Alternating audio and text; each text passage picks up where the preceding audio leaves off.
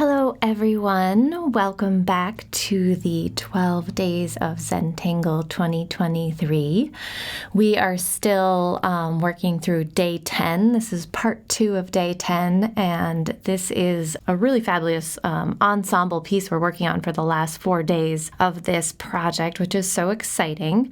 If you are just checking in for the first time here, we recommend going back and watching our introductory video, which explains all about the theme behind Project Pack number 22 and this year's 12 Days of Zentangle. We welcome you to use your tools from the Project Pack 22 envelope, or if you don't have a Project Pack number 22, please find whatever tools you have available to you and make it work. We are pretty excited here at Zentangle about this project, and my name is Molly. I'm excited to be here with you today. We're gonna take this beautiful ensemble. Martha just added this spiral here, which is absolutely fabulous. And when I see something like this, I'm just like, I actually just want to grab my pencils and start shading, but I'm gonna be so patient here and wait, because I think it's going to be better to shade everything later. So we're going to be filling in our tangles and then going back with our pencils later, but the potential is just so inspiring here. So as we talked about before, we're kind of playing around with taping our tiles together as we work on them. So this piece that Martha had worked on earlier, I'm going to put aside, and I'm going to just be working on these two pieces here. It doesn't really matter. We're working each kind of spiral at a time. So whatever spiral you want to work on next is fine. I'm going to work on the one that's opposite that, just to kind of space things out. And I am going to tape my tiles together. I'm going to double check they're in the right, orientation. And then I'm going to turn them over, and you can use like a little masking tape, or washi tape actually looks great because it comes off really well. But it is helpful, I think, for this project, so then you have your pieces like nice and put together. And I'm just like Martha did, I'm going to be working in this beautiful spiral shape that kind of comes around and kind of flows into that other tile. It's just so beautiful and so exciting to play with. And so I'm going to have my tile all set to go. And then for the most part today, I'm going to be working with this brown 05, which is one of my new favorite pens. I feel like I keep going for it. So that's my brown 05, it comes in the project pack. And for now, that's all I need. So once you have your materials ready, and maybe you've kind of organized your tangling space, and maybe you've adjusted your chair, and whatever it is you need to do to get yourself into that space that feels good for creating, I invite you to take a moment before you begin for the first step in the Zentangle Method, and that's gratitude. Gratitude is so powerful, and sometimes I feel like if I really put that intention forward to take a moment for it, it really changes my whole experience. So every time I can force myself to remember to just take that extra moment, it really does help. And sometimes I find myself even just with a little smile on my face, feeling so grateful for whatever it is in that moment that comes to the surface. Allow yourself a moment to recognize your breath.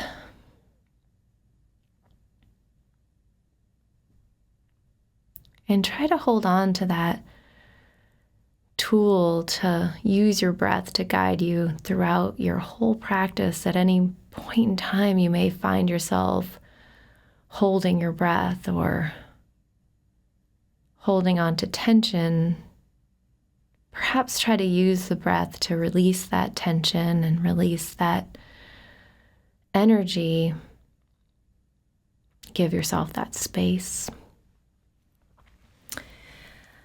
When you're ready, I invite you to pick up your pen, and you have this beautiful kind of duo tile in front of you, which is nice. And I'm once again going to be working with dividing up my spiral into sort of these radiating lines to create sort of channels for our tangle. And everybody kind of does that a little different. And I think Martha did this as well. I like to sort of actually take my pencil and sort of create a little bit more of a spiral.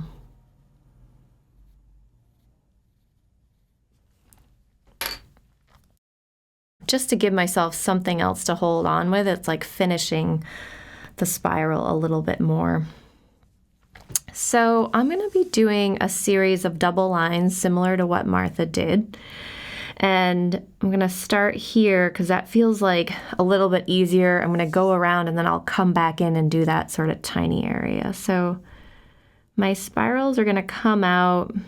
I like to have it's like a subtle flare at the end.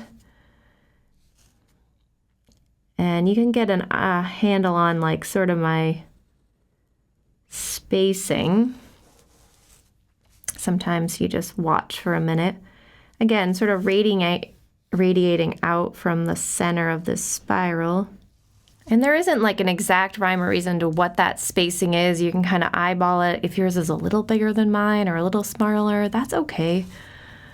Work with it. I think that's what makes everything a little unique. I'm going behind my beautiful poke leaf here. Yours may or may not be in the way yet.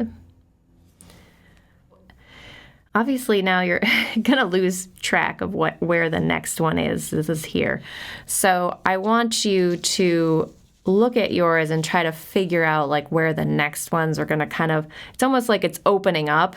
So these kind of get a little bit, so I'm gonna say there's probably one like right here, and then there's one like right here. So I'm gonna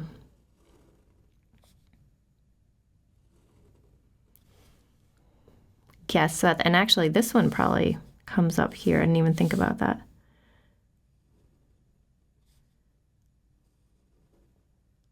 There we go.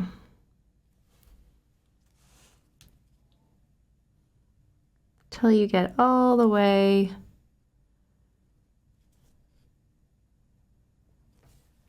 to the end.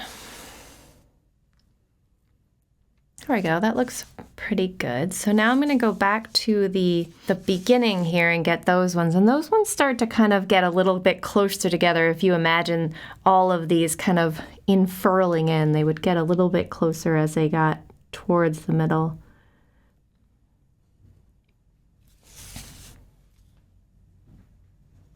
Just taking my time.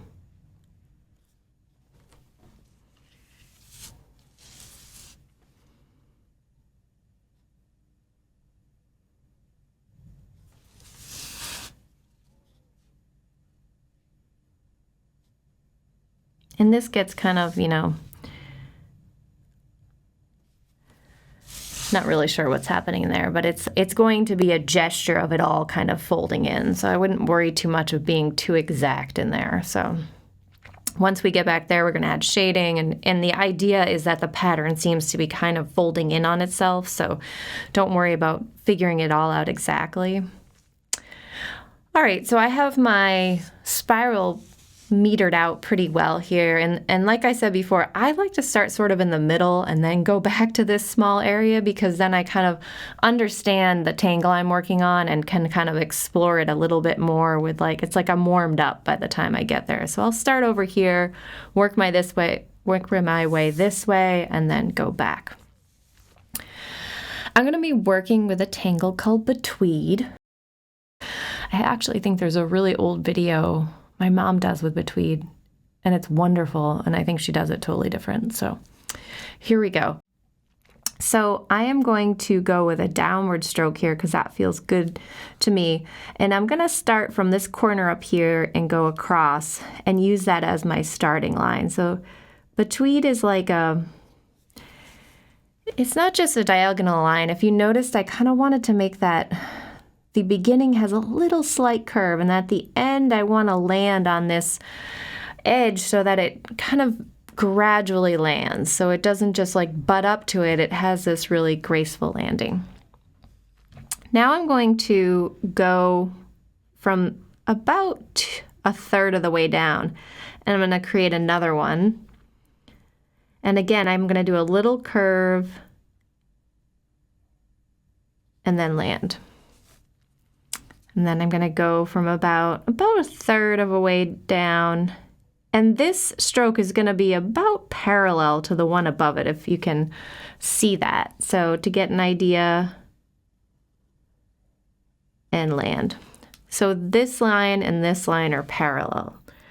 So when we go to the other side, and I'm about a third of a way down, this line and my new line will be parallel.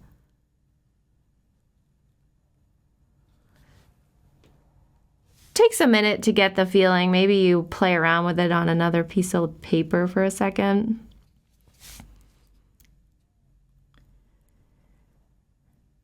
And then once you kind of get the rhythm, it's really a tossing back and forth.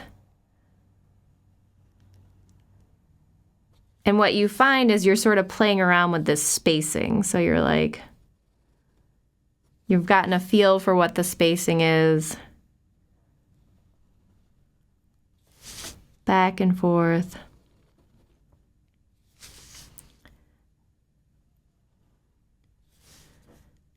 Back and forth. And so you see these lines are parallel, these are parallel. And what we've ended up with is really this beautiful weaving like a braid. And then what I like to go back and do, and this is actually part of the original tangle, is add this little bit of weighting right at the top. I'm doing this with my 05, but if you feel more comfortable doing that with your 01, you can go ahead and do that. And I think this really makes the tangle. It brings it to another level.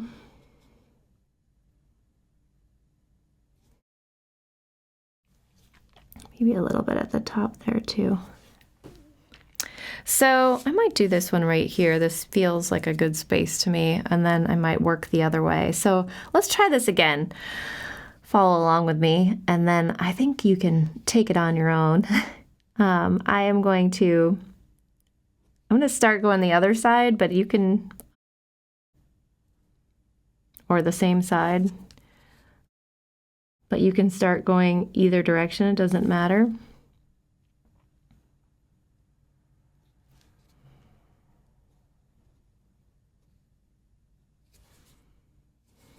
And you may kind of adapt your own style of B-tweed, taking the same idea, but, changing things up a little bit. And that's a beautiful thing too, so. And then going back and adding that little bit of weighting.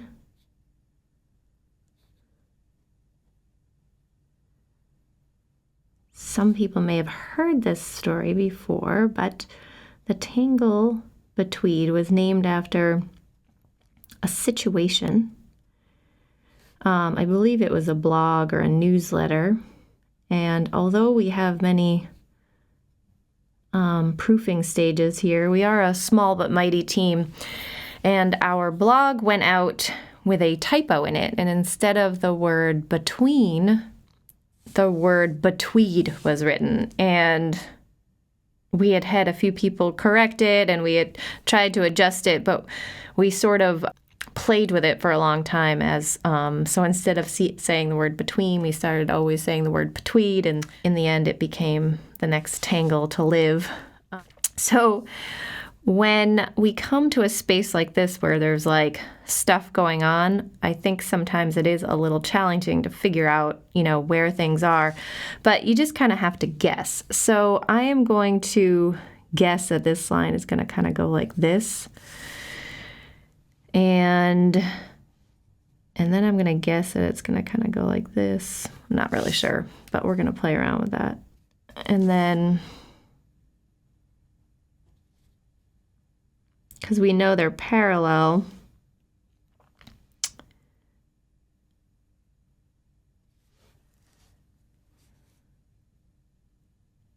probably one here.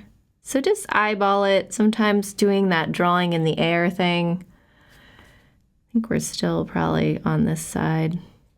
just imagining what's happening. There's probably one that went right there, so there's probably one more.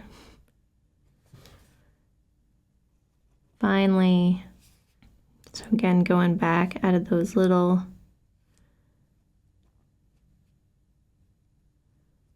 bits.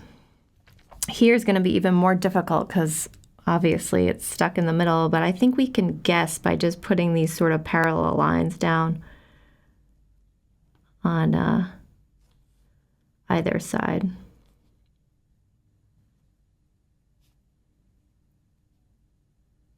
There we go. Something like that, right? I'm going to go ahead and try to fill all these just as the others. All right, so I'm making my way over here, and as it gets smaller, you have to do a little more guesswork and kind of imagine where you're gonna start. I'm just gonna sort of start, because I see that this has like, you know, that slant. Maybe put one right there. Maybe one here, and imagine there's one up there.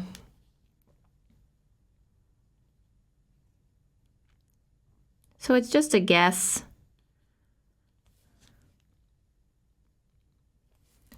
Something like that. Here it's getting even tinier, so it's trying to kind of figure out what's going on here.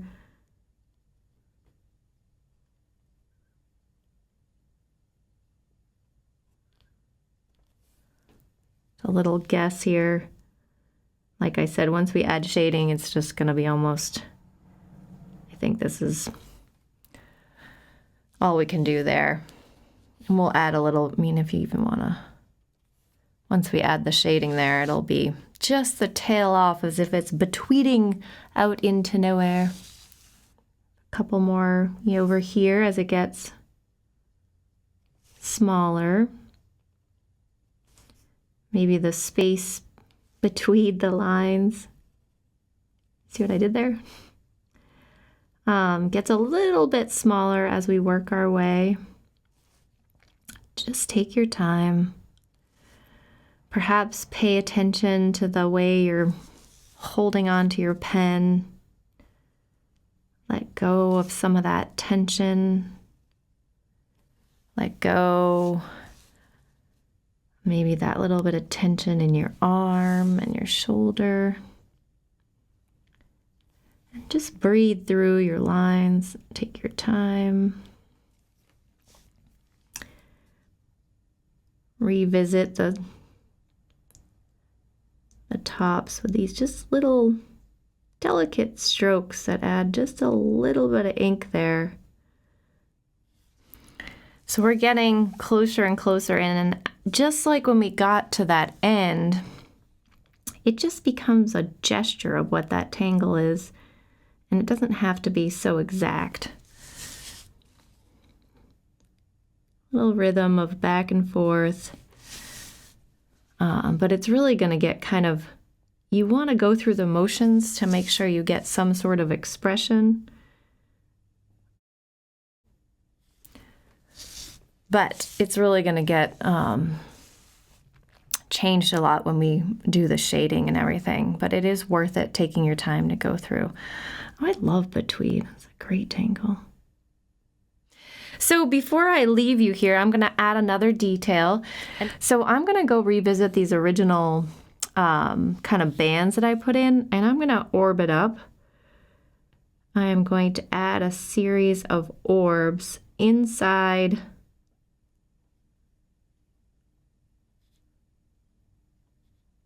each one of these columns. It's just adding more layers and depth and interest. And any one of these things can be either added or left behind, so that's up to you. And I'm going to go ahead and do that on every single one of these columns. Okay, I did the same here. As it got so tiny, you just kind of have to smush them in there and see how they work. So we have all of our orbs in, and as I was doing my orbs, I was thinking, I think that this spiral could really use some contrast. So I saw an opportunity, and I'm going to invite you all to either join along or say, no, I don't like that idea, which is totally fine too. And I see that at the bottom of my B-tweed, I've made, by default, there's sort of these little triangular spaces.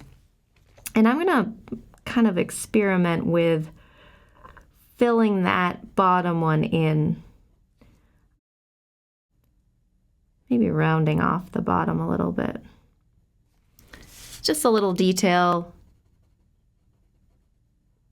They're all just little details, and they become big ones. Just playing around with it. A little ink is always nice, and I thought that could maybe be a cool one. So you can always go back and do it later too, so that's an option. Oh, this is a guess here, and I think maybe I'm gonna add a little bit, because maybe I'll ink in all that. Who knows? You can kind of guess. I think that'll be good. Taking your time.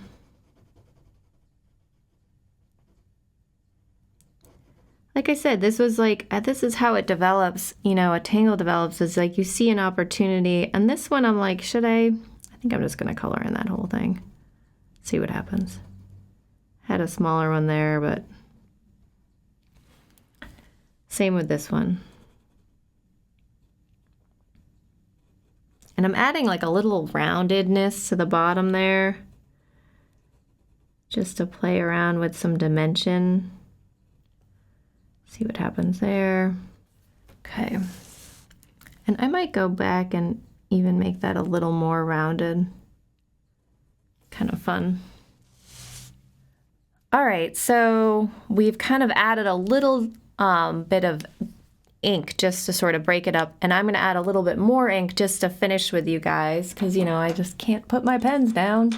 I'm gonna pick up this kind of peachy ochre color jelly roll, and I'm gonna simply ink in these orbs. All of these steps take a little bit of time, so if you want to not do as much, you can easily, I might leave a little sparkle there too, why not? I don't have to do it on all of them, but maybe do it on some of these bigger ones. Just a little bit.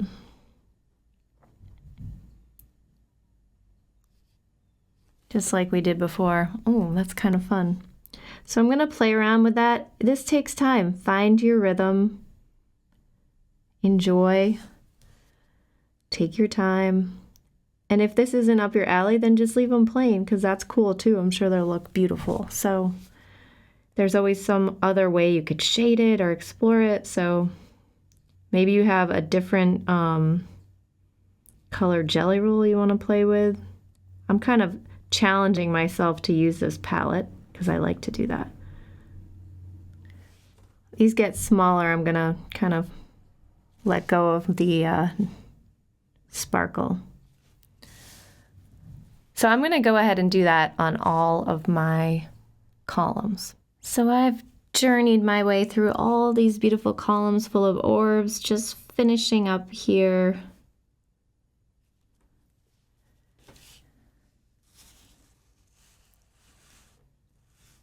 So we've got our B-tweed, we've got our orbs, we've got a little ink here, and this spiral is patiently waiting to be shaded. Thanks so much for joining me today. We'll see you again to fill in those next two spirals. Take care.